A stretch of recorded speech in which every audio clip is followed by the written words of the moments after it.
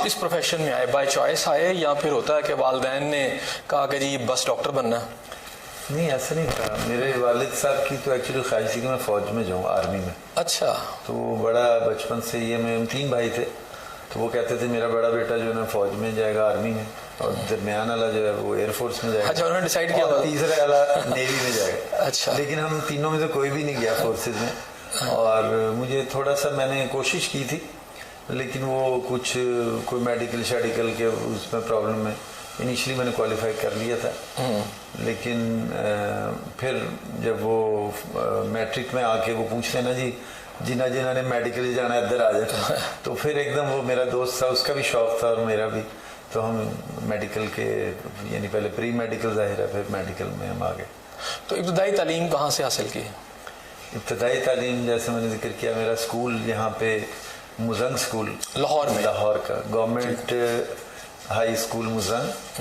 پہلے وہ municipal corporation کا ہوتا تھا, جب ہمارا داخلہ ہوا ایم سی ہائی اسکول کہتے تھے, پھر وہ گورنمنٹ نے اڈاپٹ کر لیا, تو وہاں پڑھے. اور بہت بڑا اسکول تھا, ابھی بھی ماشاءاللہ, ابھی میں پچھلے دنوں گیا تو اس میں سے 3-4 اور اسکول بن چکے ہیں. اچھا, اتنا بڑا تھا. اور وہاں ہم نے تعلیم. تو پھر اس کے بعد پھر میں نے ایف ایس سی کیا, اور اس کے بعد کنگ ایڈورڈ میڈیکل کالج کے میں اس وقت کا خواب ہوتا ہے ڈاکٹرز کا وہاں پہ ہونا. الحمدللہ وہ میرٹ کے اوپر مجھے داخلہ ملا, اور یہاں سے میں نے MBBS کیا فرسٹ اٹیمپٹ میں اور فرسٹ ڈویژن میں. تو والد آپ کے کیا کرتے تھے؟ میرے والد مرحوم ریلویز میں تھے, اکاؤنٹس آفیسر تھے, سینئر اکاؤنٹس آفیسر, ریٹائر ہوئے, اور بڑی محنت سے انہوں نے اسٹرگل سے ہمیں تعلیم بھی دی اور پرورش بھی کی. یعنی پڑھنے پڑھانے کا ماحول شروع سے گھر میں شروع سے تھا. اور وہ خود کیونکہ انہوں نے بھی بڑی اسٹرگل کی تھی, وہ شروع سے اپنے سیالکوٹ سے ایکچولی آئے تھے میرے والد صاحب. اچھا. تو انہوں نے آ کے پھر یہاں خود کام کیا, پھر کوئی ریلوے میں, لیکن ظاہر ہے اتنی تنخواہیں تو ہوتی نہیں تھیں, اس وقت میرا 100-150 روپے تنخواہ ہوتی تھی. تو وہ اس کے علاوہ ٹیوشنیں بھی پڑھاتے تھے, ساتھ خود بھی پڑھتے تھے, اپنی بھی کوالیفیکیشن امپروو کی. تو ان کو دیکھ کے ہمیں شروع سے یہ اندازہ تھا کہ جو طاقت ہے وہ علم اور ہنر میں ہے, تو ہمیں خود بڑا شوق تھا شروع سے. اس کے بعد باہر بھی جانا ہوا؟ جی الحمدللہ. جب میں نے پہلے اسپیشلائزیشن پاکستان سے کی تھی FCPS, اور وہ بھی میں اپنی کلاس میں سب سے پہلا وہ تھا گریجویٹ جس نے FCPS آئی میں کیا. اور اس کے بعد پھر مجھے موقع ملا UK جانے کا. شروع میں تو میں گیا تھا صرف امتحان دینے کے لیے FRCS کا, لیکن الحمدللہ وہاں مجھے آفر ہوئی جاب کی. تو پھر میرے دوستوں نے اصرار کیا کہ آپ یہاں رہیں اور ٹریننگ بھی لیں. تو پھر 5 سال میری UK میں ٹریننگ ہوئی, جو کہ بہت کم لوگوں کو موقع ملتا ہے, اور وہ ہائر سرجیکل ٹریننگ کہتے ہیں. جس کے بعد مجھے CCT ایوارڈ ہوا سرٹیفکیٹ, جس کے بعد میرا نام اسپیشلسٹ رجسٹر پہ تھا. اور پھر مجھے وہاں سے آسٹریلیا میں جاب کی آفر ہوئی. فردر ٹریننگ جو اسپیشلائزڈ ٹریننگ تھی آربٹ اور کینسر سرجری میں, وہ بھی میرا ایک بڑا پیشن تھا کہ یہ چیز کیونکہ ہمارے ملک میں اس کی بہت ضرورت ہے, تو میں ٹریننگ لینا چاہتا تھا. وہ دنیا کے 24 مختلف ڈاکٹروں نے اپلائی کیا تھا پورے دنیا سے, ان میں سے انہوں نے مجھے سلیکٹ کیا. تو یہ اللہ تعالیٰ نے بڑی میرے پہ مہربانی کی, اور پاکستان کا شہری ہونے کی وجہ سے مجھے یہ اعزاز ملا, کیونکہ وہ آسٹریلین بھی چاہتے تھے کہ پاکستان میں بھی اس چیز کی اسپیشلائزیشن پہنچے. تو وہاں سے ٹریننگ کی, پھر میں پاکستان. اچھا ڈاکٹر صاحب, عام طور پر ہوتا ہے کہ آپ جب باہر چلے جاتے ہیں, آپ کو اچھی جاب جیسے آپ نے کہا آپ کو آفر بھی ہوئی اور آپ نے وہاں کی بھی, تو بہت سارے لوگ تو وہیں رہ جاتے ہیں. وہ کہتے ہیں یار اچھی ویل ٹو ڈو ہم وہاں پہ ہوں, ہمیں پیسہ پوسہ جیب میں آئے اور ایک اچھا کیریئر ہو. پاکستان کم لوگ آتے ہیں واپس, تو واپس آنا ٹھیک تھا؟ دیکھیں یہ سوال میری بیگم ہر دوسرے تیسرے ہفتے میرے سے پوچھتی ہیں, ابھی پوچھتی ہیں. لیکن یہ ہے کہ میں بھی بڑا خوش ہوں, اور میں اپنے اسٹوڈنٹس کو بھی یہی کہتا ہوں کہ اگر دنیا ہی کمانی ہے پھر تو ٹھیک ہے, یورپ امریکہ اور مڈل ایسٹ جہاں مرضی چلے, لیکن اگر آخرت کی بھی تیاری کرنی تو دس از دا بیسٹ کنٹری.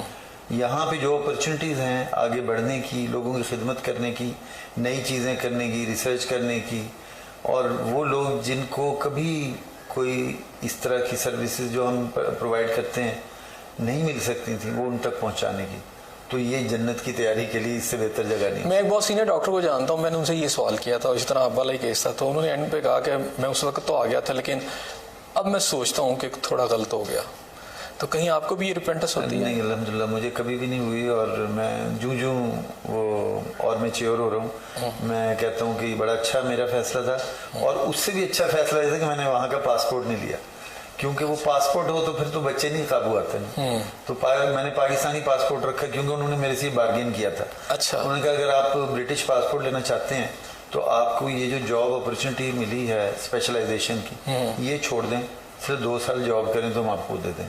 میں نے کہا نہیں، میرا یہ نہیں ہے، میں علم اور ہنر سیکھنے آیا ہوں، میں یہاں رہنا نہیں چاہتا. اور اس سے وہ بہت امپریس تھے، اور ابھی بھی بہت سارے لوگ جو وہاں ٹریننگ لینے جاتے ہیں تو وہ میرا نام بتاتے ہیں، کہتے ہیں کہ وہ ہمارے سے سیکھ کے گیا ہے اور وہ وہاں پڑھا رہا ہے سکھا رہا ہے، آپ ان سے بھی سیکھیں. ڈاکٹر صاحب اگر ہم یہاں دیکھیں اب ینگ ڈاکٹرز کو تو وہ احتجاج کرتے نظر آتے ہیں، سیلریز کے ایشوز بہت ساری ان کے خیر ڈیمانڈس ہیں، اس میں جسٹیفائیبل بھی ہے کچھ جگہوں پر، کچھ جگہ پہ نہیں ہوئی ہیں. تو ایسی سچویشن کے اندر بہت زیادہ میں ڈاکٹرز کو جانتا ہوں وہ اس کو آپٹ کرتے ہیں یار کسی طریقے سے یہاں سے باہر ہی چلے جائیں، اتنا پڑھ کے بھی یہ صورتحال ہے. تو ایک آپ کی واپسی اور پھر یہ سچویشن یہاں پر آپ دیکھتے ہیں، اگرچہ کہ آپ پہلے آ چکے ہیں، تو اس میں ایک آپ کی مثال ہے تو کہ یا تو لوگ آپ کو فالو کریں اور پھر یا ان حالات کو دیکھ کے باہر چلے جائیں، کیا کہتے ہیں اس کے اوپر؟ دیکھیں میں باہر جانے کے تو خلاف نہیں ہوں، میں تو سب کو کہتا ہوں بالکل جائیں باہر، کیونکہ باہر کے سسٹمز اسٹیبلشڈ ہیں، وہاں پہ اپرچونیٹیز ہیں، ٹیکنالوجی ہے، ساری چیزیں ہیں، تو وہاں ضرور جانا چاہیے اور جا کے وہاں سیکھیں، علم ہنر اپنا ریفائن کریں اور پھر واپس آئیں. میرا تو یہ ایڈوائس ہے. اچھا اور دنیا میں کہاں کہاں گئے؟ میں کوئی 15-20 ملکوں میں گیا ہوں. سعودی عرب میں بھی مجھے موقع ملا، بلکہ تھوڑا سا میں نے کام بھی کیا وہاں، اور ان کی طرف سے بھی بڑی مجھے تھی آپشن دی انہوں نے کہ میں وہاں کام کروں. آپ کو پتا وہاں پہ ٹیکس بھی نہیں ہوتا اور آلموسٹ خرچہ کوئی نہیں ہوتا، صرف کھانے کا خرچہ، کیونکہ بجلی پانی ہر چیز فری ہوتی ہے. لیکن وہی بات ہے کہ میں پیشن میری یہی ہے کہ جو میرا علم اور ہنر ہے وہ اس کے صحیح حقدار میرے اپنے ہم وطن لوگ ہیں، انہی کو سکھاؤں، انہی کے علاج کروں، کیونکہ یہ آخرت کی تیاری ہے. اچھا ڈاکٹر صاحب آپ جب سفر بھی نکلتے ہیں تو سفر انسان کو کچھ نہ کچھ سکھاتا ہے، آپ نے کیا فلسفہ حیات اس سفر سے سیکھا؟ میں نے جو مختلف ملکوں میں کام کیا اس سے مجھے یہ لگا کہ انسان کی قدر کرنی چاہیے اور عزت کرنی چاہیے ہر انسان کی. وہ میرے میں مین میں سمجھتا ہوں کہ ٹیکنیکل چیزوں کے علاوہ یہ تبدیلی ہے. آپ کی کامیابی میں کس کا ہاتھ سب سے زیادہ؟ میرے مرشد گرامی سید محمد وجیہ السین عرفانی رحمۃ اللہ علیہ، چشتی سلسلے کے بڑے بزرگ ہیں، اور سندر شریف میں ان کا مزار اقدس ہے، اور ان کے صاحبزادے سید محمد حبیب عرفانی چشتی ان کے مشن کو آگے لے کے چل رہے ہیں، اور وہ ہمیں گائیڈ بھی کرتے ہیں اور ہمیں گروم بھی کرتے ہیں. اور ان کے ساتھ مل کے ایک NGO بھی ہم رن کر رہے ہیں الخیار فاؤنڈیشن کے نام سے، اور مختلف جگہوں پہ ہم میڈیکل کیمپس لگاتے ہیں، ہمارے میڈیکل سینٹرز ہیں وہ چلا رہے ہیں. تو یہ اچھا کہتے ہیں ہر کامیاب مرد کے پیچھے ایک خاتون کا ہاتھ ہوتا ہے، تو آپ کی کیا سمجھتے ہیں کہ کون سی خاتون ہے جو آپ کو یہاں تک بلڈ اپ کرنے میں آپ سمجھتے ہیں کہ ایک رول ہے آپ کا؟ میرے خیال ہے میرے کامیابی میں تو کئی خواتین کا ہاتھ ہے. سب سے پہلے تو میں اپنی نانی کو بڑا میں بڑا بیٹا تھا تو مجھے زیادہ تو انہوں نے پالا، کیونکہ پھر چھوٹے بھائی تھے اور میری خالائیں تھیں، میری والدہ کیونکہ بڑی تھیں وہ ان کو بھی لک آفٹر کرنے دوسرے شہر چلی جاتی تھیں ان کا خیال کرنے. تو میری نانی کے ساتھ میرا بڑا ٹائم. اچھا میں ویسے بتاؤں میں نے بے شمار انٹرویوز کیے ہیں، جب میں یہ کوشچن کسی سے کرتا ہوں تو میکسیمم کو پیچھے جایا تو انہیں مدر کا نام لیا، نانی کا نام کسی نے نہیں لیا. You are the first one. نانی اماں کا نام انہوں نے لیا. نانی کا بڑا وہ تھا، اور وہ she was more than mother to me. تو اور پھر وہ تھیں کیونکہ دہلی کی رہنے والی تھیں، وہاں سے مائگریٹ ہو گئی تھیں، تو ان کے ساتھ ان کا زبان اور ادب و آداب اور وہ کھانے کی طریقے وہ سب چیزیں وہ یعنی آپ کی لائف میں جو آپ کی جو گرومنگ ہوئی اس کے پیچھے ان کا ایک رول ہے، بچپن کا جو ہوتا ہے ادب و آداب یہ چیزیں. نماز پڑھنے کا طریقہ انہوں نے مجھے سکھایا، قرآن مجید انہوں نے پہلی دفعہ ناظرہ انہوں نے پڑھایا، تو میں نے ان کے ساتھ بڑا ٹائم گزارا. پاکستان میں آپ کی جو آپ نے مختلف قسم کی جابز کی وہ کس طرح آپ آئے یہاں تک پہنچنے کا جو سفر ہے وہ کیسے ہے؟ پاکستان میں جب میں آ کے مجھے الحمدللہ پنجاب پبلک سروسز کمیشن سے میری سلیکشن ہو گئی اور اس میں پھر سینئر رجسٹرار 18ویں گریڈ کی جاب ہوتی اس سے میں نے شروع کیا اور پہلی پوسٹنگ میری سر گنگا رام ہاسپٹل میں تھی. اگرچہ کہ شروع کی تنخواہ بھی میں دیکھتا ہوں تو 7,000 روپے تھی لیکن اس وقت کے حساب سے وہ بھی ٹھیک تھی. اور پھر گریجولی مختلف میڈیکل کالجز میں لاہور جنرل ہاسپٹل میں بڑا دیر بن کے 11 سال تک رہا. وہاں پہ پوسٹ گریجویٹ میڈیکل انسٹیٹیوٹ ہے. پھر سیالکوٹ میں خواجہ صفدر میڈیکل کالج ہے وہاں رہا. پھر سروسز ہاسپٹل میں رہا. پھر کنگ ایڈورڈ میں اور ابھی کچھ دیر پہلے مجھے ساہیوال میڈیکل کالج میں ایز پرنسپل بھیجا گیا تھا. تو وہ یہی ہے کہ جو بغیر سفارش کا آدمی ہوتا ہے نا وہ اس کی فائل جو ہر ایک کو فوراً نکال کے تو کہتا ہے جی اب آپ آگے جائیں. لیکن میں نے اس کو بھی پازیٹیو لیا. میں سمجھتا ہوں کہ میری گرومنگ اس سے بھی بڑی ہوئی کہ ہر طرح کا سسٹم, ہر طرح کے لوگوں کو, ہر طرح کے کلچرل ڈائیورسٹی کو میں نے دیکھا اور میں نے ان لوگوں سے بڑا سیکھا. اور الحمدللہ اس میں یہ بھی میں نے سکھایا بھی آگے بہت. تو اب میں جہاں بھی جاتا ہوں, جہاں کا بھی کوئی ڈاکٹر ہوتا ہے, وہ موسٹلی پورے پنجاب میں میرا شاگرد نکل ہی آتا ہے کہیں نہ کہیں سے. اچھا ڈاکٹر صاحب, اسپیشلائزیشن جو ہے وہ تو کوئی ہارٹ کا کرتا ہے, کوئی کسی جگہ. آپ نے آئی سی کی کوئی سلیکشن کی؟ آئی کا اس کی سلیکشن کی کچھ, یعنی آپتھومولوجی میں ہی آپ ہیں نا. آپتھومولوجی میں کیوں آپ ادھر کیوں چلے گئے؟ یہ اس کی کچھ اکنامک شاید تھی ریزن بھی. میرا دل تو چاہتا تھا میں جنرل سرجن بنوں. اچھا. تو میں بچپن سے دیکھتا تھا, ایک ہمارے خاندان کی تھی سولت جہاں بیگم, فاطمہ جہاں میڈیکل کالج کی پروفیسر. اچھا. تو ان کو دیکھتے تھے ہم کتنا کام کرتی ہیں اور لوگ کتنا ان کی عزت کرتے ہیں. میں جنرل سرجن بننا چاہتا تھا. لیکن مجھے لگا کہ میں کیونکہ بڑا بیٹا تھا اور مجھے اپنی فیملی کو بھی سپورٹ کرنا چاہیے, تو مجھے لگا کہ شاید آئی سرجن بن کے میں جلدی سیٹل ہو جاؤں گا.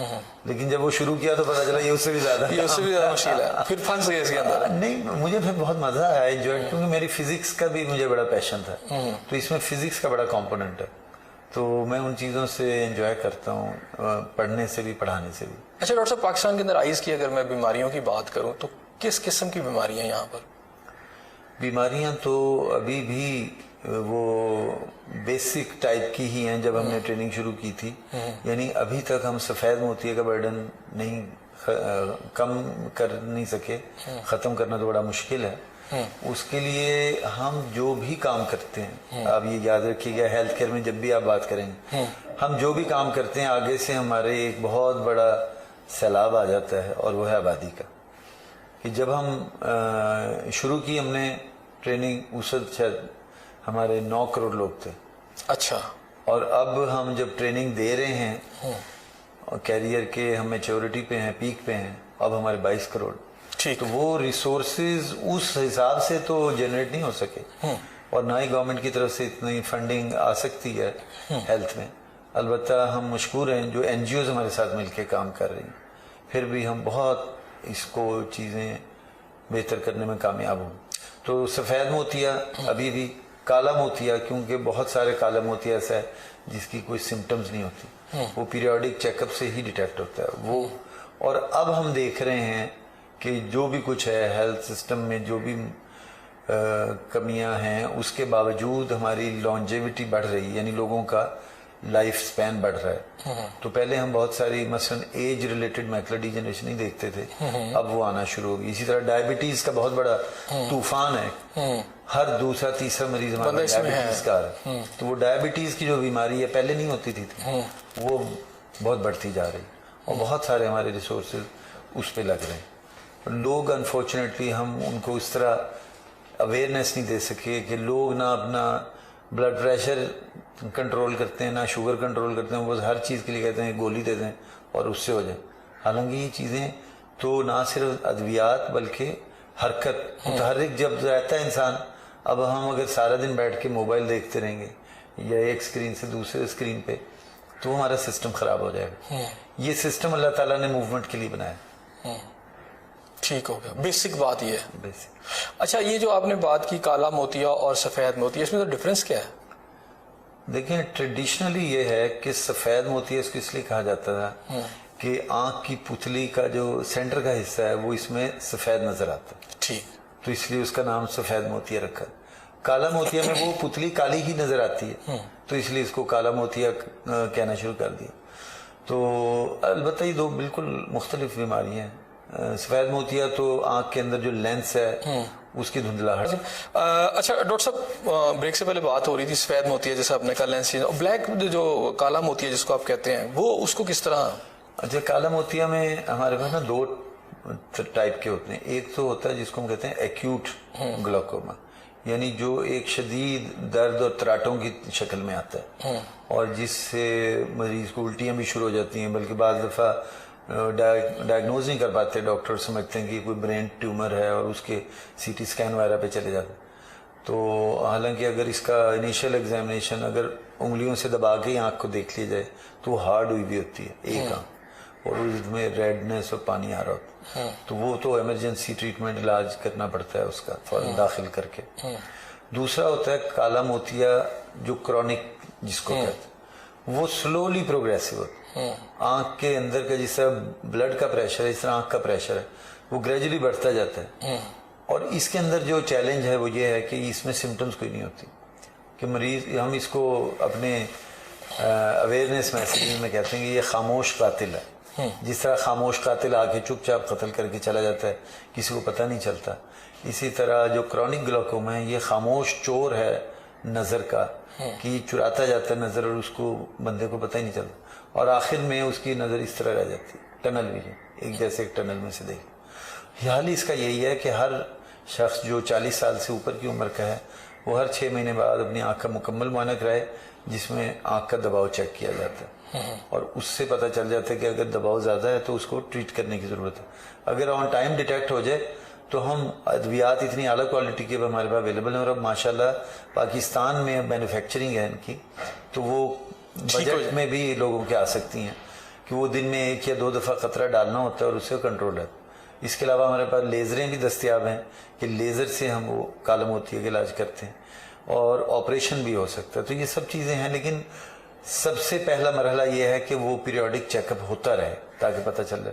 اور میں جو پی ایچ ڈی کی ریسرچ کر رہا ہوں اس میں بھی میرا ایک تھیسس یہی ہے کہ ہم بلڈ کی انالیسس سے جینز میں وہ ڈیٹیکٹ کر لیں کہ کون لوگ ہیں جن کے اندر زیادہ خطرہ ہے، تو ہم ان کو ارلی ڈائگنوز کر کے ٹریٹ کریں. اچھا ڈاکٹر صاحب، ابھی آپ نے بات کی کہ پاپولیشن جو ہے بہت زیادہ یہاں پر ہے اور ریسورسز اتنی نہیں ہے، لیکن اس کے ساتھ ساتھ ہوتی ہے کوالٹی آف جو آپ کے اور جو بھی آپ کر رہے ہیں، وہ کوالٹی آپ کے پاس ہے کہ آپ وہی پرانے میتھڈز، پرانی مشینری، اور شاید وہ جو مثلا لنڈن میں یا یورپ میں جو علاج ہو رہا ہے وہ یہاں پہ اویلیبل نہیں ہے؟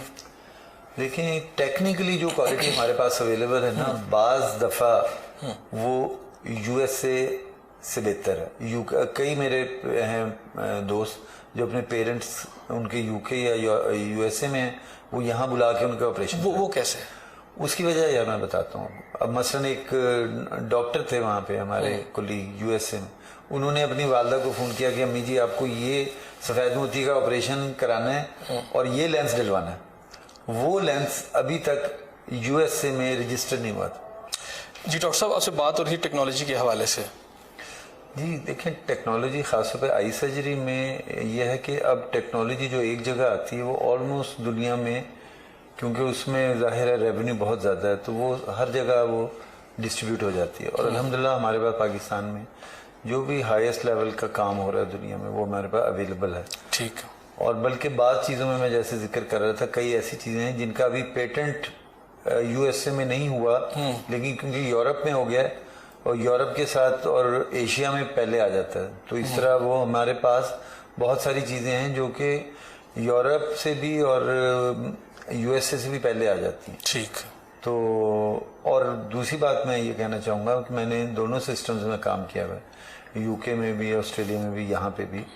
یہاں پہ ہمارے پاس جو ویرائٹی آف پیشنٹس ہے اور جو اس طرح کی ایڈوانس سٹیج پہ، مطلب we are not proud of it, ہمیں افسوس ہے کہ لوگ ایڈوانس سٹیج پہ آتے ہیں، لیکن اسی حساب سے اللہ تعالیٰ ہمارے اندر سکل بھی ویسے زیادہ دے دیتا ہے.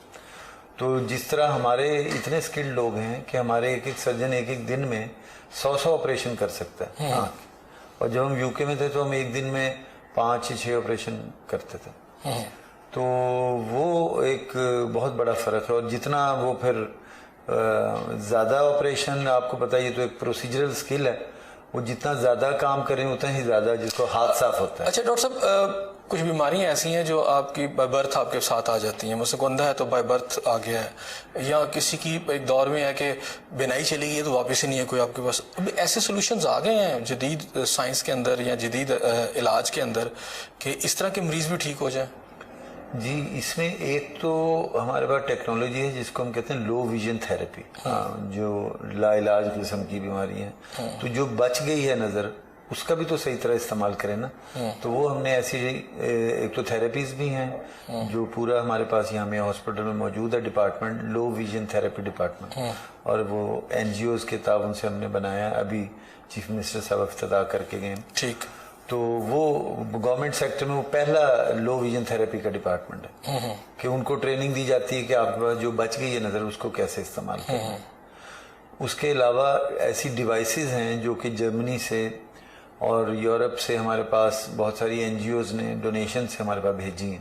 وہ بھی فری آف کاسٹ ہمارے پاس اویلیبل ہیں, جو ہم نے اسپیشل گلاسز یا ڈیوائسز ہیں جو کہ ہم انہیں دیتے ہیں, وہ اسے کے استعمال سے دیکھ سکتے ہیں. اور اس کے علاوہ اب بہت ساری ایسی ٹیکنالوجی آ رہی جس کو ہم کہتے ہیں اسٹیم سیل تھراپی. اس میں یہ ہوتا ہے کہ انسان کے جسم کی چربی ہی سے اس کو کنورٹ کر کے اسٹیم سیل میں تبدیل کیا جاتا ہے, اور اس کا انجیکشن آنکھ کے پیچھے لگایا جاتا ہے, جس سے وہ سیل اس کے اندر سے ٹرانسفارم ہو کے آئی کے سمجھے نظر کی طاقت بحال کر دے. تو یہ اوبویسلی ابھی انیشل سٹیج پہ ہے, لیکن یہ سب چیزیں ہمارے پاس. اچھا, جیسے آئی بال ہے آپ کا, وہ چوٹ لگی ہے, اس میں سے وہ لیک ہو گیا سارا کچھ, تو کیا ایسے لوگ بھی ٹھیک ہو سکتے ہیں؟ اگین وہ ڈیپینڈ کرتا ہے کہ کس سٹیج پہ ہمارے پاس ہے. کچھ لوگ تو ہیں جو کہ فوراً آ جاتے ہیں, تو ان کو تو ہم ارلی سٹیج پہ اس کو پہلے انیشلی تو ہم اس کو سٹچ کرتے ہیں, ٹانکے لگا کے بند کرتے ہیں زخم کو, اور پھر اگر اس میں سفید موتیا یا کالا موتیا بن جائے تو اس کا علاج کرتے ہیں, یا اگر پچھلا پردہ اکھڑ جائے تو اس کا علاج ہوتا ہے, اور اس سے ان کی بینائی کافی حد تک بچائی جا سکتی ہے. لیکن یہاں میں یہ ضرور کہنا چاہوں گا ناظرین سے کہ پرہیز علاج سے بہتر ہے. ٹھیک. تو اگر جو اس طرح کے ہاتھ سے کام کرنے والے لوگ ہیں وہ حفاظتی چشمہ لگا کے ہی یہ کام کریں تو وہ بہت بہتر ہے, کیونکہ ہمارے پاس ہر تقریباً ہفتے 1 یا 2 ایسے مریض آتے ہیں جن کی آنکھ میں کیل چبھ جاتی ہے, کہ جب وہ ہتھوڑے سے مارتے ہیں کیل کے اوپر ضرب, اور وہ اچٹ کے بعد دفعہ آنکھ میں واپس لگتی ہے. ٹھیک.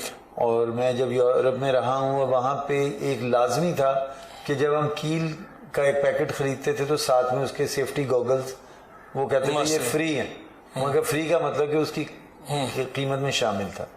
تو میری درخواست ہوگی کہ گورنمنٹ اس سلسلے میں لیجسلیشن کرے, اور تمام جو اس طرح کے ہاتھ سے کام کرنے والے, خاص طور پہ جو میٹل پہ کام کرتے ہیں, خراد کا کام کرتے ہیں, کٹر سے کام کرتے ہیں, ان کے لیے لازمی قرار دیا جائے کہ وہ حفاظتی اینک ضرور لگائیں. ٹھیک ہو گیا.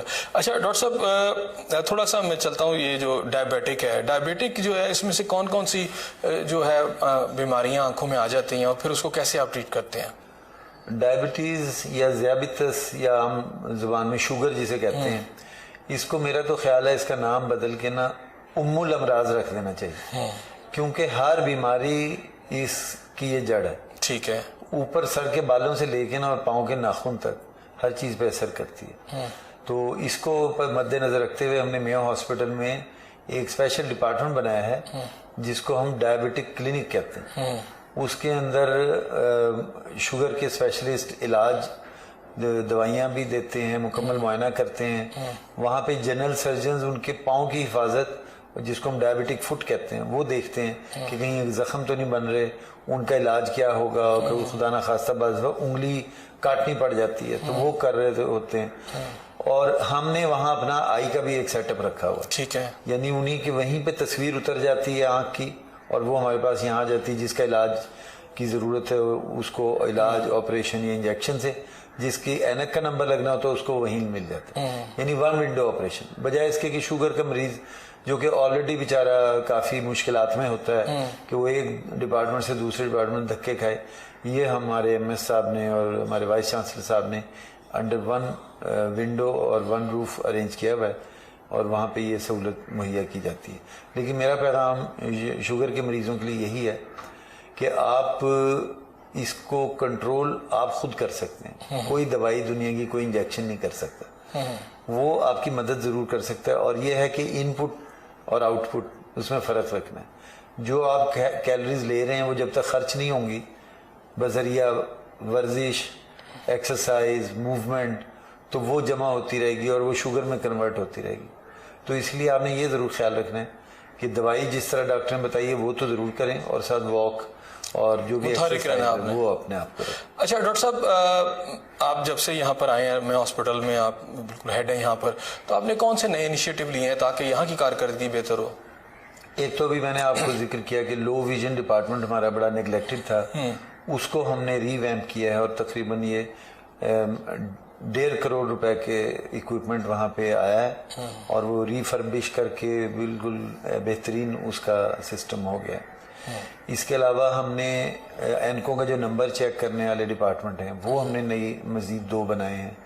ایک تو وہاں پہ ان کو سکھایا کیونکہ ہمارے پاس ٹریننگ کے لیے بھی بہت سارے پورے پاکستان سے آتے ہیں اور بلکہ دوسرے ملکوں سے بھی آتے ہیں، تو ان کو ٹریننگ ڈپارٹمنٹس ہم نے بنائے ہیں جس کے اندر وہ آنکھ کا معائنہ کریں پہلے اور پھر مریض کے اور اس کے لیے ہم نے فینٹم آئیز لی ہیں، یعنی کہ وہ آنکھ جو مصنوعی ایک پلاسٹک اور لوہے کے میٹیریل سے بنی ہوئی ہے اور اس کے اوپر وہ چیک اپ کر سکتے ہیں اور پریکٹس کرتے ہیں. جب وہ اس میں رواں ہو جاتے ہیں پھر ہم ان کو اصلی مریضوں کے اوپر پریکٹس کراتے ہیں. تو یہ ہم نے کیا. اس کے علاوہ جو ہمارے پروگرامز مختلف چل رہے تھے جس میں یہ جو آپریشن تھیٹر کے ٹیکنیشین کا پروگرام ہوتا ہے اور ان کو جابز بھی ملتی ہیں، پھر پورے پنجاب میں ان کی جابز ہیں، آپریشن تھیٹر میں اسسٹ کراتے ہیں، اس سے لے کے اور جو سپر اسپیشلسٹ ہے جو آلریڈی اسپیشلسٹ ہے آئی کے اندر اور اس کی آگے فردر سپر اسپیشلائزیشن، مثلا کہ آنکھ کے پچھلے پردے ریٹنا کی اسپیشلائزیشن ہمارے پاس ہو رہی، بچوں کی آئیز کی بیماریوں کی اسپیشلائزیشن ہے، پھر آنکھ کے کینسر کی اور ریکنسٹرکٹیو سرجری، پلاسٹک سرجری کی اسپیشلائزیشن. تو ان سب کے جو تھے کریکولم وغیرہ، ان کے ٹریننگ کے میتھڈز، ان کی پریکٹس کرائی اور ان کو ایک سسٹم میں امپروو کیا. اچھا ڈاکٹر صاحب، یہ تو علاج چل رہا ہے، تو جو آنکھوں کی مزید کون سی ایسی بیماریاں ہیں جو آپ سمجھتے ہیں کہ پاکستان کے اندر ان کا علاج ابھی پاسبل نہیں ہے، یا آپ سمجھتے ہیں کہ اس کے اندر مزید ہمیں انویسٹ کرنا چاہیے؟ جی، ہمارے پاس ابھی تک جین تھیراپی اس طرح اویلیبل نہیں ہوئی کہ وہ جس طرح آپ نے بھی ذکر کیا تھا کہ جو پیدائشی امراض ہیں کہ ان میں جو ڈیفیکٹ ہے ان کی جینز میں، تو وہ باہر کے ملکوں میں وہ اویلیبل ایسی ٹیکنالوجی ہے کہ وہ بچے کو ایون انٹرا یوٹرائن جب وہ ماں کے پیٹ میں ہے اسی وقت وہ انجیکشن لگا کے اور وہ جین جس کی ڈیفیشنسی پہنچا دی جاتی ہے تاکہ جب وہ ڈیولپ ہوگا تو وہ ایک نیئر نارمل رہے گا. تو میری گورنمنٹ سے درخواست ہوگی کہ ہمیں یہاں پہ بھی کنگ ایڈورڈ میڈیکل یونیورسٹی میں ریسرچ ڈپارٹمنٹ موجود ہے، اکوپمنٹ موجود ہے، اور اگر ہمیں ٹریننگ کے لیے یا تو یہاں سے ہمارے اسٹاف کو بھیجا جائے یا باہر سے کچھ لوگوں کو بلایا جائے تو ہم یہاں پہ بھی شروع کر سکتے ہیں. اچھا ڈاکٹر صاحب، کھانے میں کیا پسند کرتے ہیں؟ کھانے میں تو اب لاہوریوں سے آپ کھانے کی بات کریں تو نہیں، لیکن آپ تو بڑے سلم سے ہیں اور بڑے یعنی فٹ ہیں ابھی اس ایج میں بھی، بلکہ ینگسٹر آپ کا رش کریں، یہ کیسے؟ ابھی بھی ویسے جو دیسی مرغ کی کڑھائی ہوتی ہے نا وہ مجھے بڑی پسند، دیسی مرغ کی کڑھائی جو دیسی گھی میں بنی ہوئی ہو یا مکھن میں بنی. تو یہ ہماری بھابھی گھر میں بنا کے آپ کو کھلاتی ہیں؟ نہیں یہ بن سکتی اس طرح کی، تو ہمارے ویسے ان کی جو اسپیشلائزیشن ہے وہ ہے یہ بریانی میں. وہ آپ کی بریانی بہت اچھا بناتی ہیں کیونکہ ان کا تعلق بھی کراچی سے، آپ کو پتا ہے کراچی کی بریانی مشہور ہوتی ہے. اچھا، ڈاکٹرز کے پاس پیشنٹ چلے جاتے ہیں فوراً کہتے ہیں مسالے والی چیز نہیں کھانا، یہ نہیں کھانا، وہ نہیں کھانا، تو آپ خود بھی ڈاکٹر ہیں لیکن آپ بریانی کا بھی ذکر کر رہے ہیں اور آپ مرغ کڑھائی کا بھی ذکر کر رہے ہیں، تو وہ کیا کہتے ہیں کہ یہ تضاد تو نہیں ہے؟ یہ تضاد اس کی نہیں ہے کہ یہ چیزیں جو ہے نا ہم کبھی کبھی کرتے ہیں اور نارملی ہماری سادہ غذا ہوتی ہے، اور اس کے لیے علامہ اقبال رحمۃ اللہ علیہ نے بھی فرمایا تھا کہ اچھا ہے دل کے پاس رہے پاسبان عقل، لیکن کبھی کبھی اسے تنہا بھی چھوڑ دے، تو وہ ہم کبھی کبھی چھوڑ کے وائل کر دیں. اچھا، مشاغل کیا ہیں آپ کے؟ کچھ لوگ ٹریولنگ پسند کرتے ہیں، کچھ بک ریڈنگ، اور آپ کیا؟ میرے یہ سارے ہی مشاغل ہیں. ٹریولنگ مجھے کیونکہ مجھے پاکستانی مختلف حصوں میں امتحان لینے جانا ہوتا ہے، پیپر سیٹنگ اور انسپیکشن، تو وہ میری ہو ہی جاتی ہے. مجھے شوق بھی ہے سیر کا. جب میں یو کے میں رہا تھا تو پورا یورپ تقریباً ہم نے سیر کیا، اس طرح آسٹریلیا میں بھی پورا ایسٹ کوسٹ ٹریول کیا تھا ہم نے. تو اس کے علاوہ مجھے بک ریڈنگ کا بڑا شوق ہے. ہر مہینے میں ضرور کوئی 4 یا 5 کتابیں لیتا ہوں اور میری کوشش ہوتی ہے وہ ختم کر لوں. اور اس میں بلکہ میں ناظرین کو یہ اویئرنیس دینا چاہوں گا کہ گورنمنٹ آف پاکستان کی طرف سے نیشنل بک فاؤنڈیشن بنائی گئی ہے. اچھا. اور وہ بہت ہی سستی کتابیں ہوتی ہیں اور بلکہ اتنی سستی ہوتی ہیں کہ بعض دفعہ مجھے رونا اور شرم آ جاتی ہے کہ پطرس کے مضامین 70 روپے میں مل رہے تھے. تو میں نے کہا کہ یہ تو اب ایک شربت کا گلاس 70 روپے میں ملتا ہے اور اتنے لاجواب مضمون اور اتنی خوبصورت کتاب ہم اتنے کم قیمت میں دے رہے ہیں. بہرحال اگر کسی طرح بھی ہماری نئی نسل یہ چیزیں اپنے کلچرل ہیریٹیج کو سنبھال لے تو ہمیں خوشی ہوگی. کتاب سے دور کیوں ہو گیا؟ چونکہ باتوں میں ایک بات ہے کتاب سے دور ہم یہ موبائل کی وجہ سے ہو گئے نا. وہ ہم سمجھتے ہیں کہ سارا کچھ اس میں ہے لیکن سارا کچھ اس میں نہیں ہے. اس میں وہی ہے جو بیٹھے ہوئے کچھ لوگ ہمیں دکھانا چاہتے ہیں, اس کے علاوہ سارا کچھ نہیں. آپ کو کتاب کی طرف جانا پڑے گا, کتاب کی طرف جانا پڑے گا, لیکن اس میں بھی علامہ اقبال نے جیسے فرمایا نا کہ ہر آدمی خود بھی کتاب ہے اور کتاب لکھ سکتا ہے. وہ کہتے ہیں کہ تجھے کتاب سے ممکن نہیں فراغ کہ تو کتاب خواں ہے مگر صاحب کتاب نہیں. ہر صاحب علم کو صاحب کتاب ہونا. یعنی آپ کو شاعری کا شوق ہے؟ شاعری کا بھی شوق. خود بھی کرتے ہیں شاعری؟ وہ اتنا موقع نہیں مل رہا لیکن سننے کا سنانے کا وہ بڑا شوق. سننے اور سنانے کا. تو 1-2 شعر جو آپ کو بہت اچھے لگتے ہیں ہمیں سنائیں, جو آپ کو اچھے لگتے ہیں.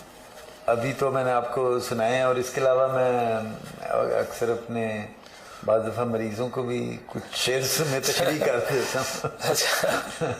وہ کہتے ہیں کہ ایک پیشنٹ میرے پاس آیا, بلکہ وہ میرے سے نا ناراض ہونے لگا کہ وہ کہتا ڈاکٹر صاحب میں نے اتنے لوگوں کو دکھایا تو یہ میرا علاج کیوں نہیں ہو رہا. اس کی بیماری ایسی تھی کہ جو ابھی تک لا علاج سمجھی جاتی ہے, جس کو اندھراتا بھی کہتے ہیں.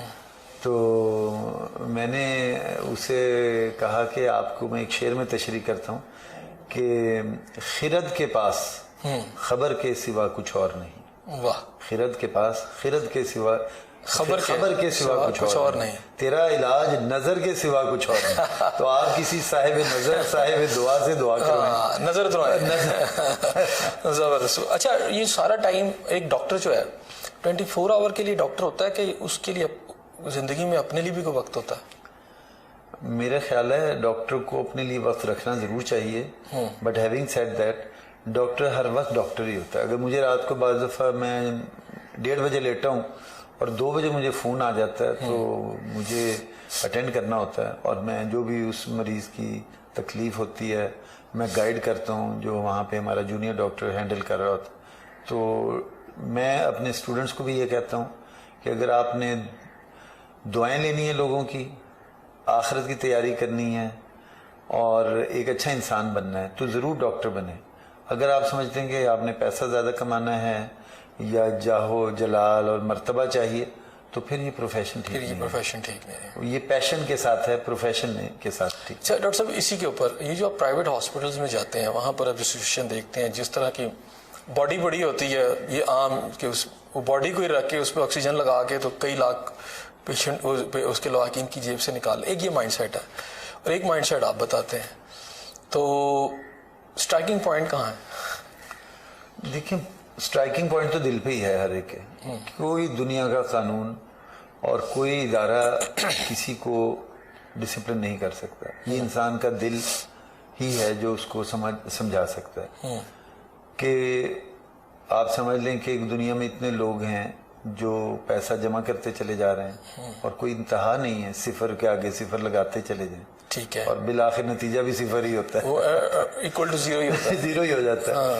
لیکن جو دکھ کسی کا رفع کرنا, اور میں سمجھتا ہوں دیکھیں کہ پرائیویٹ ہاسپٹل بھی بہت اچھا کام کر رہے ہیں. تو صرف وہ کبھی کبھی ایسا ہوتا ہے یا کوئی مے بی 1% ایسے ہیں جو کہ غلط کام کر رہے ہیں. میجورٹی بہت بڑی سروس دے رہے ہیں. آپ یہ امیجن کریں کہ خدا نہ خواستہ اگر یہ پرائیویٹ ہاسپٹل نہ ہو تو وہ سارا مریض جن کے پاس ریسورسز بھی ہیں اور جو ہمیں انفلوئنس بھی کر سکتے ہیں کہ جی عہدے دار ہیں, پاورفل لوگ ہیں, اگر وہ سارے گورنمنٹ ہاسپٹلز میں آ جائیں تو عام غریب آدمی کہاں جائے گا. تو میں ہمیشہ اس سوچ کا مخالفت کرتا ہوں کہ جو لوگ کہتے ہیں نا کہ نہیں جی یہ پرائیویٹ مریض یہاں لا کے آپریشن کریں, وہ دس از ناٹ رائٹ. جو افورڈ کر سکتا ہے وہ کرائے پرائیویٹ، وہ کروائے. اور یہاں پہ غریب آدمی کو جو نہیں علاج کرا سکتا اس کو موقع دے. اور پھر سفید پوش طبقہ ہے، گورنمنٹ کے ملازمین ہیں. ناظرین یہاں ایک اور بریک لیتے ہیں اور جب میں بریک کے بعد واپس آؤں گا تو مزید بات کریں گے، ہمارے ساتھ رہیے گا. ناظرین اچھا ڈاکٹر صاحب یہ بتائیے گا کہ اس وقت آپ کا یہ جو ڈپارٹمنٹ ہے اس میں نمبر آف پیشنٹ کیا ہے ڈیلی ہمارا 1000 کا آؤٹ ڈور ہوتا ہے، جن میں سے تقریباً 60 یا 70 کا داخلہ ہوتا ہے. وہ داخل ہوتے ہیں، ان کا آپریشن ہوتا ہے. الحمدللہ ہمارا ٹرن اوور بہت تیز ہے، یعنی موسٹلی تو ایسے کہ ایک دن داخل ہوتے ہیں، اگلے دن ان کا آپریشن ہوتا ہے اور اس سے اگلے دن چھٹی ہو جاتی ہے. تو جو لاہور کے رہنے والے ہیں وہ اکثر داخل ہو کے اور وہ پھر شام کو گھر چلے جاتے ہیں اور صبح کو آپریشن کے لیے آتے ہیں، وچ از فیئر انف. ہسپتال میں تو آپ کو نہیں لگتا یہ نمبر کم ہونا چاہیے؟ اور شاید اس کی وجہ یہ ہے کہ آپ کے جو رورل ایریاز کے لوگ یہاں آ جاتے ہیں ان کو اگر اپنے علاقوں میں فیسلٹی مل جائے، انہیں یہاں نہ آنا پڑے، تو اس کے اوپر ذرا پریشر کم ہو جائے. جی اس میں تو کوئی دو رائے ہیں ہی نہیں کہ ہر ڈسٹرکٹ میں ایک سے زیادہ ہسپتال ہونے چاہیے اعلیٰ درجے کے جہاں پہ علاج ہو ممکن ہو. اور ابھی میں جس طرح بتایا، میں نے ساہیوال میں پرنسپل تھا اور چیف ایگزیکٹو بھی، تو وہاں کا ہم نے آئی ڈپارٹمنٹ بہت اچھا بنایا. اور college of ophthalmology and allied vision sciences کے پاس الحمدللہ گورنمنٹ کی طرف سے بھی اور این جی اوز کی طرف سے بھی بہت سارے ریسورسز ہیں جو کہ ہم نے مختلف ڈسٹرکٹس کو پرووائڈ کیے ہیں. اچھا یہاں سے بھی اکوپمنٹ اس میں مثلاً سرگودا ہے، اس میں ساہیوال کا میں نے ابھی ذکر کیا، اوکاڑا ہے، اور پھر آگے ملتان، بہاولپور، ہر جگہ کے ڈسٹرکٹ ہیڈ کوارٹر ہاسپٹلس کو ہم نے اکوپ کیا ہے. بلکہ بہت سارے عملے کو ہم نے وہاں پلیس بھی کیا ہوا ہے، ٹھیک، کہ جو وہاں تنخواہ ہمارے ادارے سے جاتی ہے لیکن کام وہ وہاں پہ کرتے ہیں. تو یہ آلریڈی ہم کر رہے ہیں. لیکن میں نے جو آپ کو بتایا نا کہ کٹنگ ایج جو ہمارے پاس ہے وہ پاپولیشن گروتھ ہے، کہ ہم جتنا بھی بھاگتے ہیں وہ پاپولیشن ہم سے بہت آگے نکل جاتی ہے. ٹھیک ہے. اور یہاں کا رش تو آپ کہتے ہیں میو ہاسپٹل کا رش تو کبھی بھی کم نہیں ہوگا، نہ ہو سکتا ہے، کیونکہ یہاں نہ صرف وہ ایک روٹین کا علاج کرانے کے لیے مریض آتے ہیں، بلکہ جو باہر کے علاج سے مطمئن نہیں ہوتے یا بعض دفعہ کمپلیکیشن ہو جاتی ہے وہ بھی علاج کرانے کے لیے یہاں آتے ہیں. تو یہ ہمیشہ سینٹر آف ایکسیلنس ہے، یہ اس میں تو رش رہے گا ہی. اچھا ڈاکٹر صاحب یہ جو آپ ڈالتے ہیں عدسہ اس کو کہتے ہیں آنکھ کا، اچھا لینس جو ہے، تو وہ اس کی جو قیمت ہے کچھ اس کی کوالٹیز بھی زیادہ ہوتی ہیں، کوئی مہنگے ہوتے ہیں، لیکن آپ یہاں پر کس لیول کے، کیونکہ لوگوں کو یہ خیال ہوتا ہے کہ جو لینس یہاں سے ڈالا جاتا ہے شاید وہ اتنا اچھا نہیں ہوتا کوالٹی وائز، تو ذرا مہنگا لے کے ڈال لیں تو وہ اچھا ہوتا. دیکھیں وہ ایک اردو کا محاورہ ہے کہ جتنا گڑ ڈالیں گے اتنا میٹھا ہوگا.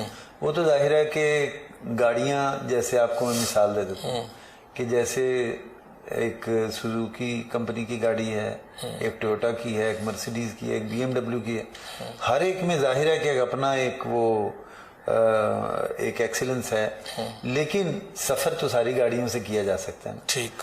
تو جو ہمارے پاس لینس ہے، البتہ ہمارے پاس ابھی جس طرح میں نے کہا کہ بہت ساری این جی اوز کام کر رہی ہیں، تو ایک آسٹریلین این جی او ہے فریڈ ہالوز کے نام سے، ان کی طرف سے ہمارے پاس لینس ڈونیشن کی شکل میں آئے ہیں، اور انہوں نے ہمیں کہا ہے کہ آپ کے پاس جتنے بھی مریض آئیں گے کہ ہم اتنے ہی آپ کو لینس پرووائڈ کر دیں گے.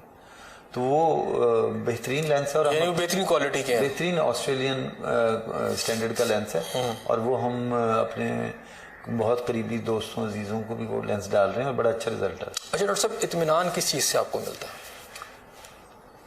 اطمینان تو اللہ تعالیٰ کے آگے سر بس وجود ہونے سے ملتا ہے، اور بزرگوں کے پاس بیٹھنے سے ملتا ہے، اور لوگوں کی خدمت سے ملتا ہے. مینجمنٹ کرنے کے دوران غصہ آ جائے تو پھر کس طرح اس کو مینجمنٹ کرتے ہیں؟ بڑے بڑے نازک سوال کہہ رہے ہیں آپ. مینجمنٹ میں غصے میں بعض دفعہ سخت الفاظ بھی منہ سے نکل جاتے ہیں، لیکن پھر میں کوشش یہ بھی کرتا ہوں کہ ان کو احساس دلایا جائے کہ ان کی غلطی کیا ہے، کیونکہ غلطی پہ صرف ڈانٹ دینا ہی کافی نہیں. جب تک وہ اس کو پتہ ہی نہ چلے میری غلطی کیا تھی، وہ ڈانٹ کھا کے تو ویسے ہی پر جھاڑ کے نکل جائے گا. تو ہماری کوشش یہی ہوتی ہے کہ وہ اس کے اندر سے وہ چیز کریکٹ ہو جائے. خواہ کے خالی خولی غصے کا فائدہ نہیں. اچھا آپ ڈاکٹر ہیں نا، آپ خود بھی کر رہے ہیں تو سب مینجمنٹ بھی ایک قسم کی دیکھ رہے ہیں، کیونکہ ڈاکٹروں کا عام طور پہ جو ڈسپلن ہے، جو مینجمنٹ والے ایڈمنسٹریٹو ذرا علیحدہ ہو جاتے ہیں اور باقی آپ بہت سائڈس پہ دیکھ رہے ہیں. تو مینجمنٹ کے لیے ایک ہوتی ہے پالیسی کیرٹ اینڈ اسٹک کی پالیسی، ایک ہوتی ہے جس میں انکریجمنٹ بھی آپ سے، تو آپ کس پالیسی پہ چلتے ہیں؟ میری طرف سے تو کیرٹس وافر ہوتی ہیں، گاجروں کی مقدار ہمارے بہت زیادہ ہے، بلکہ گاجروں کا حلوہ ہم پیش کرتے ہیں. ٹھیک ہے. اس میں ایک میں مثال دیتا ہوں کہ ہم نے یہاں پہ آ کے بھی شروع کرایا ہے کہ ہر کوارٹر میں ہم بیسٹ امپلائی ایوارڈ دیتے ہیں. اچھا. تو اس میں، اور وہ ویسے ہی نہیں کہ اپنی پسند کا دے دیں، ہم اس کا ایک گوگل ڈاک کے اوپر سروے کراتے ہیں. ٹھیک. امپلائیز سے بھی آپس میں ایک دوسرے کے بارے میں کمنٹس دیتے ہیں، اور انونیمس ہوتا ہے تاکہ کسی کو وہ نہ ہو کہ جی میرے خلاف کسی نے کہا. اسی طرح اسٹوڈنٹس ٹیچر کے بارے میں بھی کمنٹس دیتے ہیں، تو جو بیسٹ ٹیچر پرفارم کر رہا ہوتا ہے اس کو بھی ایوارڈ دیتے ہیں. ابھی ہم نے پچھلے دنوں جو پچھلے سال میں جن لوگوں کو ایوارڈ ملے 13 لوگوں کو ہم نے ایوارڈ دیے. اچھا. اور صرف ایک سرٹیفکیٹ بھی دیا انہیں، اور ان کو ہم نے بونس بھی دیا. ٹھیک. جو جو ہمارے اختیار میں ہیں کیرٹ وہ ہم ضرور ان کو کرتے ہیں، اور ان سب کی پروموشن جن کی ڈیو تھی وہ میں نے کرائی ہے. اسی طرح جو لوگ کانٹریکٹ پہ کام کر رہے تھے ہم پوری کوشش کر رہے ہیں کہ وہ گورنمنٹ آف پنجاب کے ریگولر امپلائی بن جائیں، جو کہ گورنمنٹ کا اپنا قانون ہے. اور ابھی مجھے بڑی خوشی ہے کہ چیف منسٹر صاحب نے یہاں وزٹ کیا تھا کانووکیشن پہ، اور انہوں نے آ کے اعلان کیا کہ جو تمام کانٹریکٹ کے امپلائیز ہیں جو تمام وہ فلفل کر رہے ہیں ریکوائرمنٹ، ان کو ریگولر کر کے گئے اعلان. مجھے بڑی خوشی ہوئی کہ یہ 12 سال سے کام کر رہے ہیں. اچھا ڈاکٹر صاحب، کوئی پیغام آپ دینا چاہتے ہو پیشنٹس کو، لوگوں کو؟ جی، میں پیشنٹس کو تو یہی کہنا چاہوں گا کہ دیکھیں، جان ہے تو جہان ہے، اور اگر آنکھیں ہیں تو جہان روشن ہے. تو اللہ تعالیٰ نے یہ جو 2 آنکھیں نعمت کی شکل میں ہمیں دی ہیں، ان کی قدر اگر آپ جاننا چاہتے ہیں تو صرف 10 سیکنڈ کے لیے اپنی آنکھیں بند کریں اور چل پھر کے دیکھیں کہ کیا محسوس ہوتا ہے، تو ہمیں قدر ہو جائے گی. تو ہمارے پاس ابھی ایسے لوگ آتے ہیں جن کی ایک آنکھ ضائع ہو گئی، دوسری آنکھ میں بہت کم نظر ہے، اور وہ کہتے ہیں کہ ہمارے سے جو مرضی لے لو لیکن ہماری آنکھوں کی روشنی بحال کر دو. اور اسی طرح ایک سروے کیا گیا USA میں جس کا سوال یہ تھا، وہ خاص طور پہ شوگر کے مریضوں سے تھا، کہ آپ کو اگر آنکھوں کی روشنی دی جائے تو آپ کی زندگی کے کتنے سال آپ دینے کو تیار ہیں. تو ان سب نے، میجورٹی نے یہ جواب دیا کہ اگر ہمیں نظر صحیح آئے تو ہمیں صرف 1 سال دے دیں، باقی ہماری ساری زندگی کے سال لے لیں. تو آپ کے پاس آنکھوں کی روشنی، بینائی موجود ہے، تو آپ اس کی قدر کریں، اور ہر 6 مہینے بعد ریگولر معائنہ کرائیں. اور وہ کوالیفائڈ اسپیشلسٹ سے، آپٹومیٹرسٹ ہیں ہمارے پاس ہی ٹریننگ لے کے جا رہے ہیں، آفٹلمالوجسٹ ہیں، آئی سرجن ہیں، اسپیشلسٹ ہیں، ان سے مکمل معائنہ اور آنکھ کا پریشر، دباؤ جس کو ہم کہتے ہیں، وہ بھی چیک کرائیں. اور خاص طور پہ جو شوگر کے مریض ہیں وہ آنکھ میں قطرے ڈال کے پتلی پھیلا کے اور پچھلے پردے کا معائنہ کروائیں تاکہ اگر وہاں لیکیج ہے تو اس کا علاج ہو سکے. بس آخر میں ایک شعر علامہ محمد اقبال رحمۃ اللہ علیہ کا ضرور کہوں گا کہ دل بینا بھی کر خدا سے طلب، آنکھ کا نور دل کا نور نہیں. جی ناظرین، آپ نے ڈاکٹر صاحب کی باتیں سنی، بڑی خوبصورت باتیں کی، اور سم اب یہی کہا کہ آنکھیں ایک بہت بڑی نعمت ہے، ہمیں اس کی قدر کرنی چاہیے. اس دعا کے ساتھ کہ اللہ تعالیٰ آپ کو اپنی رحمتوں کے سائے میں رکھے. اپنے میزبان حسن ضیاء کو اجازت دیجیے.